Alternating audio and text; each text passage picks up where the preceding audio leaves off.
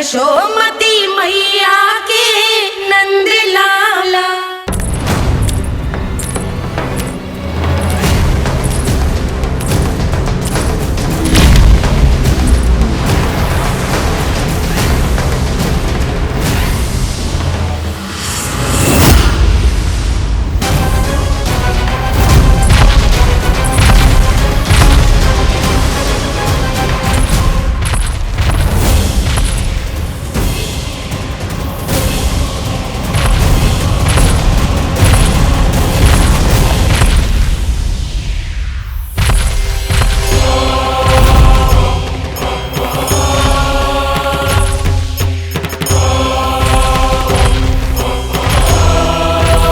कौन है जो मेरे क्रोध को भड़काने का प्रयास कर रहा है?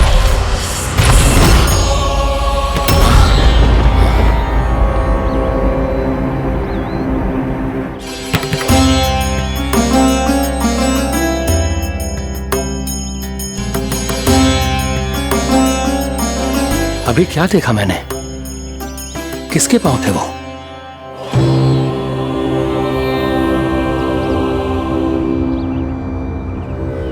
मैं आप सबका कष्ट हरूंगा। मैं अवश्य अवतार लूंगा। मैं अवश्य अवतार लूंगा। श्री कृष्ण के रूप में। श्री कृष्ण के रूप में। श्री कृष्ण के रूप में।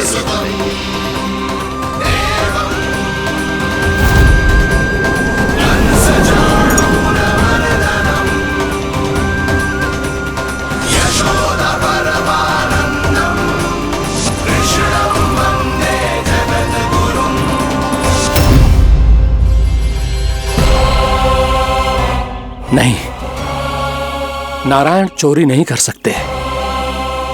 अवश्य ये कोई पाखंडी है। यदि मेरा आभास सही है तो अब न ये मेरे क्रोध से बच पाएगा और न ही मेरे श्राप से। न ये मेरे क्रोध से बच पाएगा और न ही मेरे श्राप से। जानकी, जानकी को मैं ऐसी स्थिति में छोड़ के नहीं जा सकता। क्या हो गो? कछु तो बोल। कछु करना चाहिए मुझे, पर करूं तो क्या? वापस गया तो जानकी और कस्तूरी पकड़ लेगी और मैया के पास ले जाएगी। समय पे घर पे ना पहुंचा तो पकड़ा जाऊंगा। हे नारायण, अब आप ही कोई सहायता करो जी। क्या हो गया जानकी को?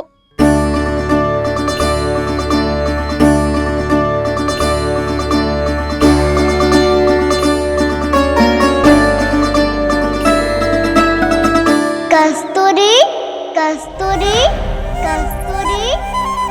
जी मेरा नाम किसने पुकारो? कौन है वहाँ? रानी भाभी, रानी भाभी, तनिक सहायता करो ना। भाभी जी देखो ना जानकी को क्या हो गया है। जानकी,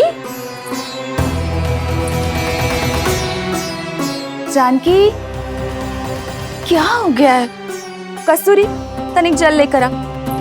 जानकी, क्या हुआ?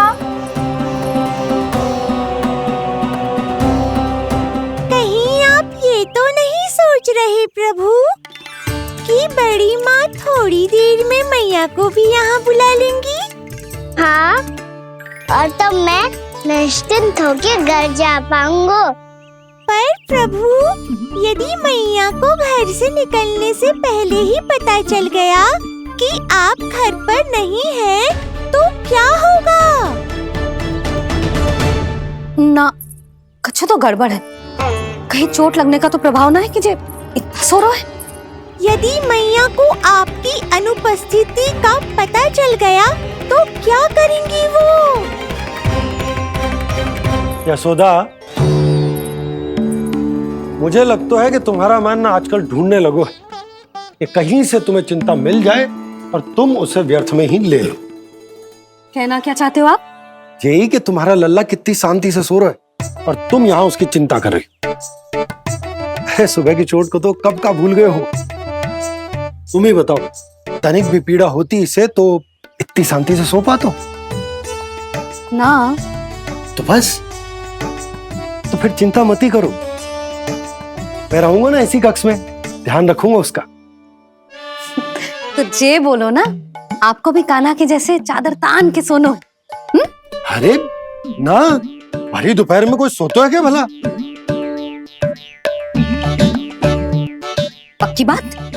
हाँ पक्की बात। मैं लल्ला को ध्यान रखूंगा, तुम चिंता मत करो। हाँ हाँ हाँ ठीक है। वैसे भी मुझे बहुत कार्य है, चेतना सारा माखन इकट्ठा होगा है, पुराना होने से पहले इन सब का घी निकालना है। जानकी कह रही थी आएगी सहायता करने, तो कहीं ना है। और भले ही मैया को पता ना भी चला हो, पर बाबा तो इस समय प्रतिदिन आपके साथ खेलते हैं। यदि उन्हें पता चल गया तो?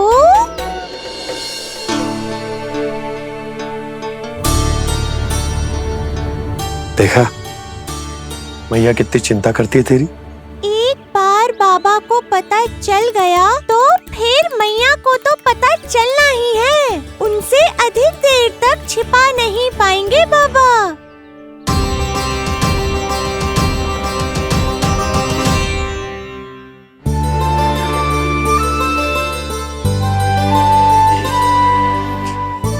तेरी मैया ने मुझे इतना खिला दियो कि मुझे बड़ी तीव्र नींद आ रही।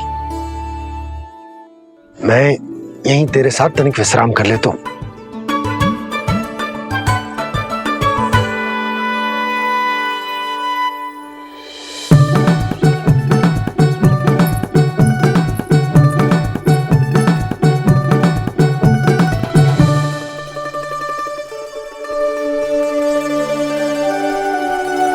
पता था मुझे यही होने वाला है। दोनों बाबा लल्ला आनंद से नींद लो, मुझे बहुत सारा कार्य करना है। चाहे बाबा को पहले पता चले या मैया को, आपके लिए तो दोनों ही स्थितियों में संकट है प्रभु। तीनों स्थितियों में मूली तीसरी स्थिति कौन सी प्रभु? वो भी तो पधार रहे हैं। वो कौन? जगत विख्यात महर्षि, अति क्रोधित स्वभाव वाले। प्रभु महर्षि दुर्वासा। उनका गुस्सा बहुत खतरनाक है, इतना कि देवराज इंद्र तक नहीं बचे। मेरा ऋषि दुर्वासा का घोर अपमान किया है तुमने देवराज इंद्र। जिस प्रकार से तुमने मेरी वरदान में दी हुई माला को ठुकराया है, उसी प्रकार से तुम्हारा पद तुम्हें ठुकराएगा, और तुम्हारे साथ साथ अन्य सभी देवता भी अपने अपने पदों से नीचे गिरकर श्री विहीन हो जाएंगे। ये मेरा शाप है तुम्हें, ये मेरा शाप है तुम्हें, ये मेरा शाप है तुम्हें।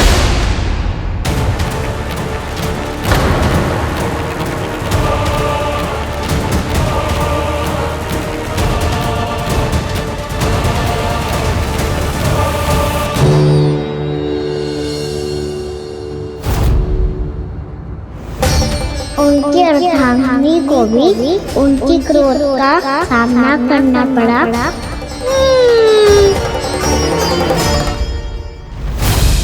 तुमने मेरी आज्ञा का अनादर करके मेरे सम्मान को भस्म कर दिया है कदली। इसलिए मैं तुम्हें श्राप देता हूं कि तुम इसी क्षण भस्म के ढेर में बदल जाओगी।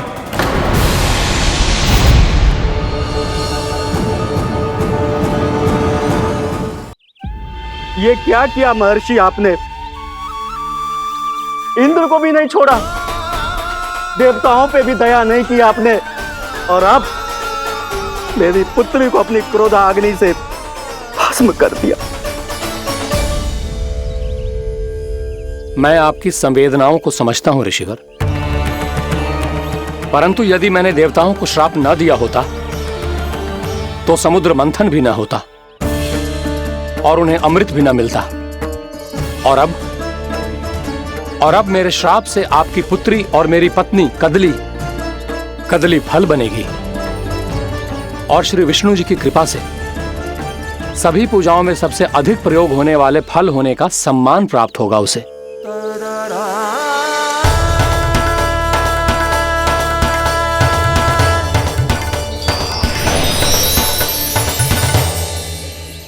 पर इससे आपके क्रोधी प्रवृत्ति को उचित नहीं ठहराया जा सकता।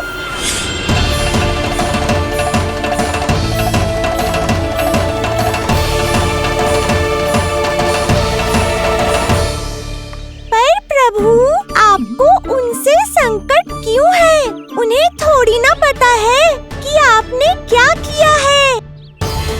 उनकी तपस्या की शक्ति को कम मत आगो मुरली, उन्हें सब पता चल चुका है। फिर तो फंस गए बुरी तरह से। अब केवल भयभीत ही करोगी, कोई उपाय भी सुझाओगी? प्रभु, इससे पहले कि ऋषि दुर्वासा या कोई और घर पहुँचे, आपको घर पहुँचना होगा ताकि मैया किसी और पर विश्वास ही ना करे। तो चलो फिर।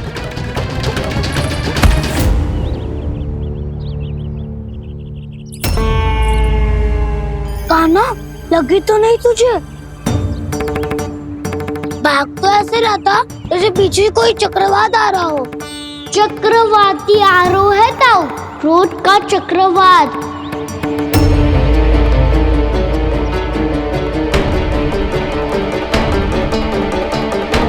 कैसे संभालूंगा मैं महर्षि दुर्वासा को?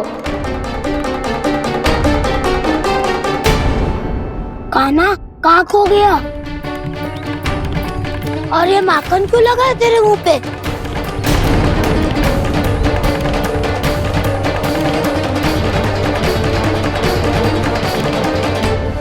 माखन? तुम सब यहाँ क्या कर रहे हो? मैंने तुझे चुपचाप घर से निकलते हुए देखा, तो मैं इन सब को एकत्र करके तुझे ढूंढने निकल पड़ा। देखो देखो, उसके मुंह के साथ उसके वस्त्र पर भी माखन लगा है। लगता है माखन खा के ना माखन में डुबकी लगा के आए हो कान्हा। कहाँ से? अकेले अकेले चला गो अपने पक्के सखा से, पूछो तक ना तूने। मुझे भी ले चलता कान्हा, मेरी मैया तो बिना पूछे माखन सुने भी नहीं देती। मुझे ऐसा क्यों लग रहा है कान्हा कि तूने माखन चोरी चुप के खाया है, और वो भी किसी अपरिचित के घर से? कान्हा, किसी अपरिचित घर से ना खायो। मैं तो जानकी के घर गया था चुपके माखन खाने। हैं? प्रभु, अपना भेद स्वयं ही बता दिया सबको।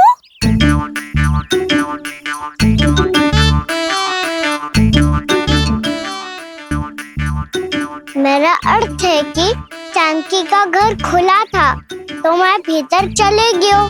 ना पूछे। पर वो तो सो रही थी ना, इसके लिए मैंने माखन बिना पूछे ही खा लियो। इसी को तो चोरी करना कहते हैं कान्हा। चोरी? ताई जी को पता चल जाएगा तो क्या होगा तेरा? कौन बताएगा मैया को? हम बताए या ना बताए, तेरे मुंह और वस्त्रों पे लगा माखन स्वयं ही बता देगा।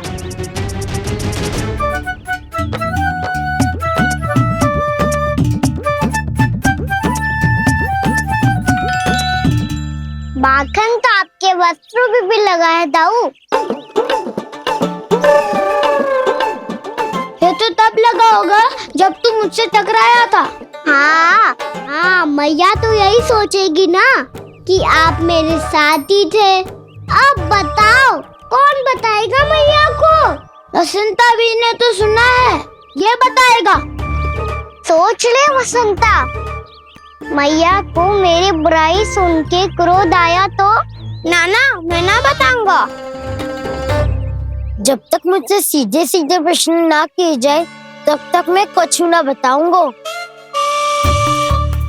यदि यहाँ सत्यवादी मधुमंगल होता तो वो पक्का बता देता।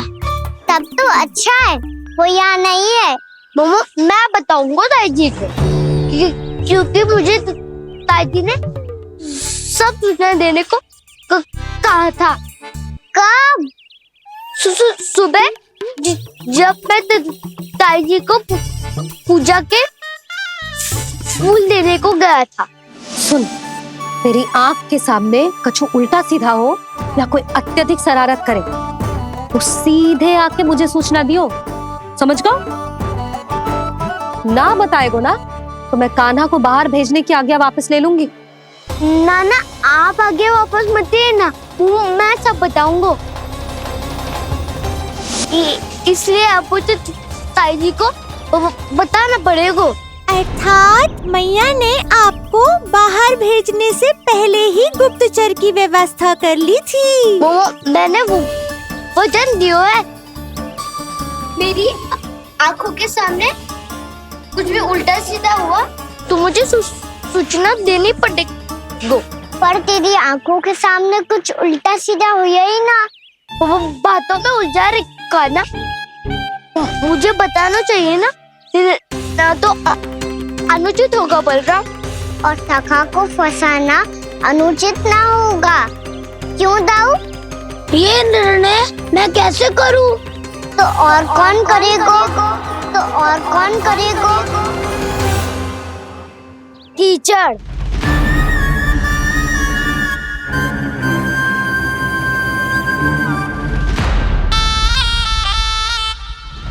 कीचड़ इन्हें कैसे करोगे?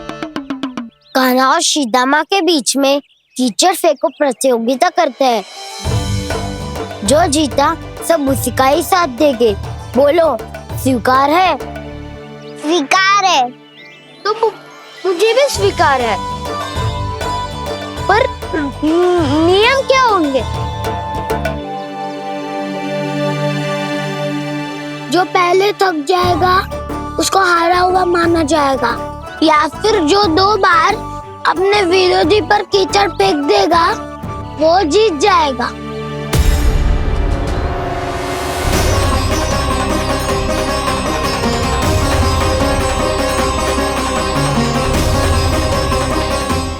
माखन चोरी की घटना के कारण महर्षि पहले ही क्रोधित है। अब कीचड़ से खेलता हुआ देखकर उन्हें और क्रोध न आ जाए।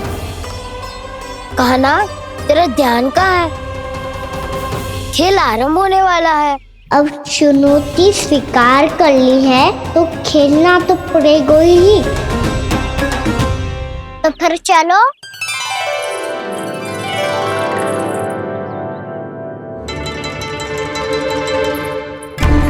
अरे हटो हटो, तनिक धुआं तो जाने दो। को तनिक नजर उतार लूं मैं।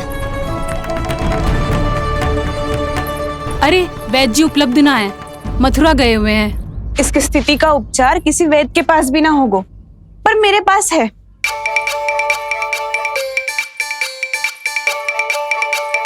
अरे अरे बस करो ये सब।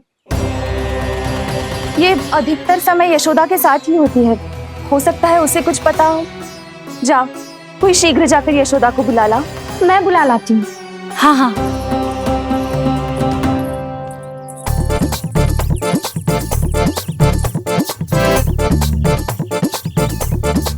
मैं ही बनूंगा निर्णायक। नाना इसे ना बनना चाहिए। ये तो कान्हा के हाँ में हाँ मिलाता है। बलदाव को ही बनना चाहिए निर्णायक। हाँ, बलदाव को ही निर्णायक बनना चाहिए।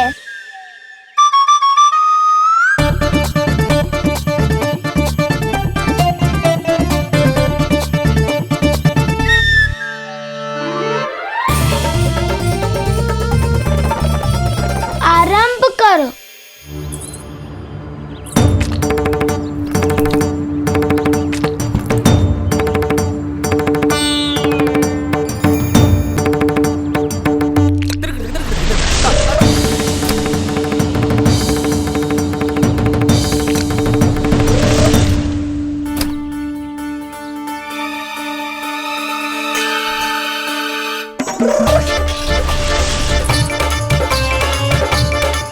वाह, क्या सटीक लगता भेजा है सीधा माने। एक बार मैंने भी ऐसे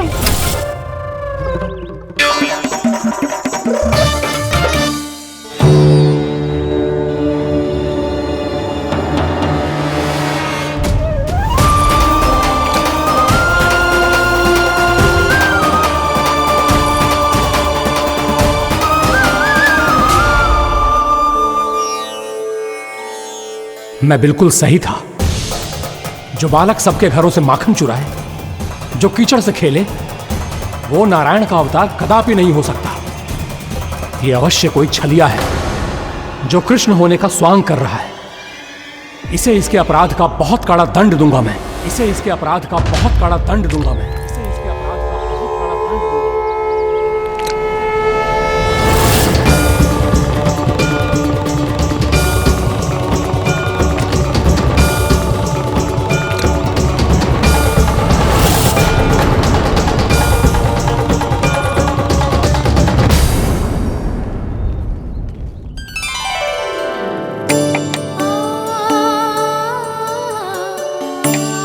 घी बनने की सुगंध से दौड़ा चला तो है, जे सोच के कि मैया कछु विशेष बना रही है। तो चेतु अभी तक सो रहा है। बहुत समय हो गया है, बिना कछु खाए पिए सो गया है। जाके उठाती हूँ।